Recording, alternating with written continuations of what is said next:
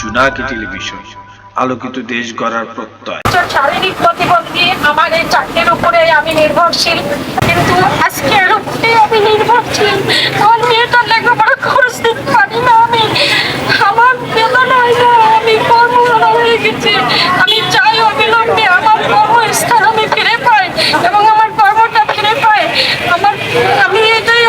নাসির গ্রুপের 2 প্রতিষ্ঠান হঠাৎ বন্ধ, বিক্ষুব্ধ শ্রমিক কর্মচারীরা। হঠাৎ কারখানা বন্ধ হওয়ায় কুষ্টিয়া দৌলতপুরের বেকার হয়ে পড়েছে প্রায় 18,000 শ্রমিক কর্মচারী। মানবতার দিন কাটাচ্ছে পরিবারগুলো। কোনো পূর্ব ঘোষণা ছাড়াই দেশের সুপরিচিত ব্যবসায়ী প্রতিষ্ঠান নাসির গ্রুপের প্রতিষ্ঠান নাসির টোবাকো ইন্ডাস্ট্রি লিমিটেড এবং নাসির অ্যাডভান্স বিড়ি ইন্ডাস্ট্রি লিমিটেডের কারখানা বন্ধ হওয়ায় এমন পরিস্থিতির সৃষ্টি হয়েছে। এ ঘটনাকে কেন্দ্র করে মানববন্ধন করেছে শ্রমিক কর্মচারীরা। শুক্রবার বিকেলে দৌলতপুর উপজেলায় কারখানা সংলগ্ন ও আল্লাহদরগা প্রেস ক্লাবের সামনে প্রায় আধা কিলোমিটার দীর্ঘ মানববন্ধন হয়।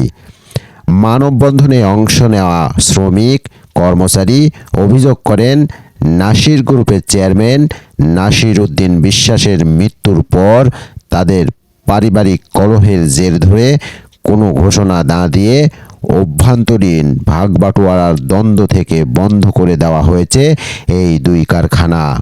গেল 5 মাস যাবৎ কর্মহীন হয়ে পড়েছেন তারা। বেতনও বাকি রয়েছে 2 মাসের। হঠাৎ কাজ হারিয়ে স্বল্প আয়ের এসব মানুষ পড়েছেন চরম বিপাকে।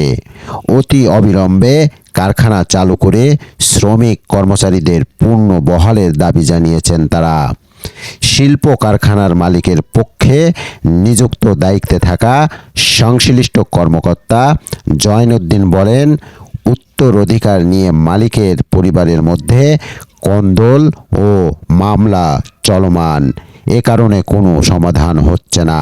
মামলা না শেষ হলে কারখানা চালানো সম্ভব হবে না বলেও তিনি জানান। এদিকে দ্রুত সমাধান না হলে কঠোর কর্মসূচির ঘোষণা দিয়েছেন মানববন্ধনকারী শ্রমিক কর্মচারীরা।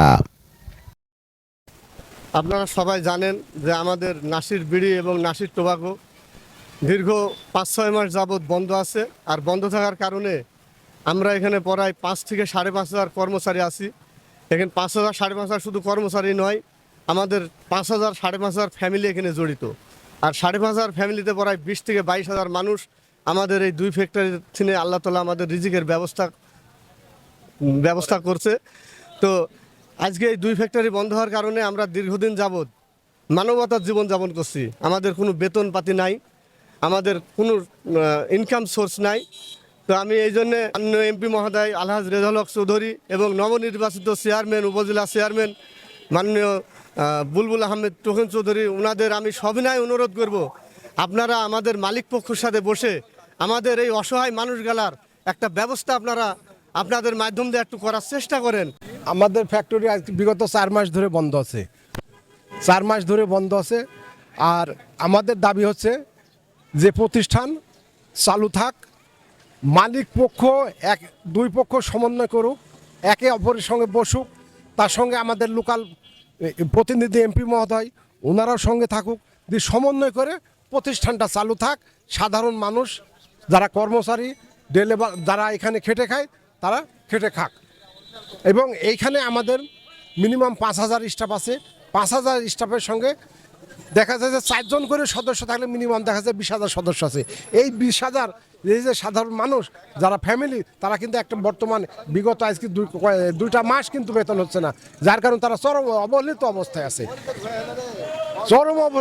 আছে। তার কারণ মালিকরা সমন্বয় করি প্রতিষ্ঠান চালুক। আমাদের দাবি প্রতিষ্ঠানটা চালু থাক, সাধারণ স্টাফ যারা কর্মচারী তারা খেটে খাক, এটাই আমাদের দাবি।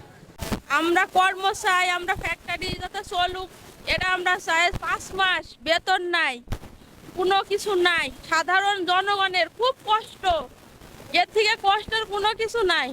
সাধারণ জনগণ কিভাবে চলবে, কিভাবে খাবে তারা?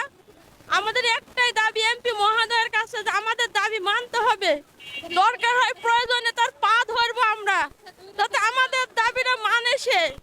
আমাদের তাদের পারিবারিক সমস্যার কারণে আমরা দায়ী নই, দায়ী হলো তারা। সাধারণ জনগণগুলো কি করলো, কোন অপরাধ তাদের? আমরা চাই যাতে এমপি মহোদয় যাতে আমাদের এই ফ্যাক্টরিটা যাতে চালাতে পারে, সে প্রত্যাশা তাদের কাছে আমাদের দাবি মানতে হবে। আমরা এটুকুই আশা করি তার কাছে। 27 বছর চাকরি করছি, আমরা চাই যে প্রতিষ্ঠান দুটা চালু হোক। এমপি মহোদয়ের কাছে আমাদের আবেদন যে আল্লাহর দরকার, এই যে প্রতিষ্ঠান বন্ধ হয়েছে, কত মানুষ বেকার না খাই অনাহারে আছে। আমরা চাই প্রতিষ্ঠান খুলুক এবং আমরা আমাদের দাবি কর্ম চাই আমরা।